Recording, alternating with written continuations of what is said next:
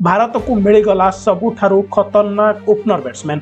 हाँ फ्रेंड्स, अभिषेक शर्मा अधिक खतरनाक। से एमिति एक खेलाड़ी जी मात्र 141 बॉल रे 212 रन मारिदेले, जेउथिरे थिला 5टी छक्का एवं 29टी चौका। क्रिकेट जगतर एक बड़ धमाका मात्र 141 बॉल रे द्विशतक हासिल करी पृथ्वी सह सृष्टि कले ऐतिहासिक रेकर्ड। यह नुहे कौनसी टी20 मैच बरं रणजी ट्रॉफीर प्रथम श्रेणी क्रिकेट रे एही विस्फोरक प्रदर्शन कौन यह पृथ्वींकर रिटर्न संकेत देउछि। आसंतु जानिबा एही खतरनाक इनिंग्स रो पूरा कहानी। महाराष्ट्र दल पई खेलुथुबा पृथ्वी सह एही सीजन रे द्वितीय रणजी मैच रे चमत्कार प्रदर्शन करिसेंती। चंडीगढ़ विपक्ष रे सेमानक घरोई ग्राउंड रे खेला जाइतिबा एही मैच रे पृथ्वी 141 बॉल रे 200 रन पूर्ण करथिले। तांकर मोट स्कोर थिला 222 रन, जेउथिरे शामिल थिला 29टी चौका और 5टी छक्का। एही इनिंग्स रे तांकर स्ट्राइक रेट थिला 142 रु अधिक, जहाँ टी20 क्रिकेट रे मध्य विरल। यह महाराष्ट्र पई पृथ्वी प्रथम श्रेणी शतक थिला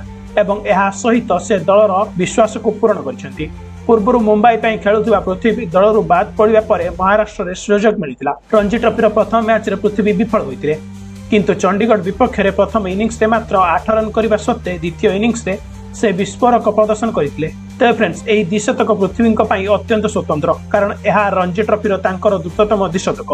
यह महाराष्ट्र पई जेकोनसी बैट्समैन द्रुततम द्विशतक मध्य होई पारिछि। पृथ्वींकर एही प्रदर्शन भारतीय क्रिकेटर तांकर रिटर्न संकेत दैछि एवं क्रिकेट प्रेमी मानकु नुआ आशा प्रदान करुछि। तबे आगकु कोन हेबो ता समय कहिबो, किंतु यह निश्चित जे पृथ्वी सह फॉर्म रे फेरिछंती एवं क्रिकेट जगत तांकर अधिक चमक देखिबाकू अपेक्षा करुछि।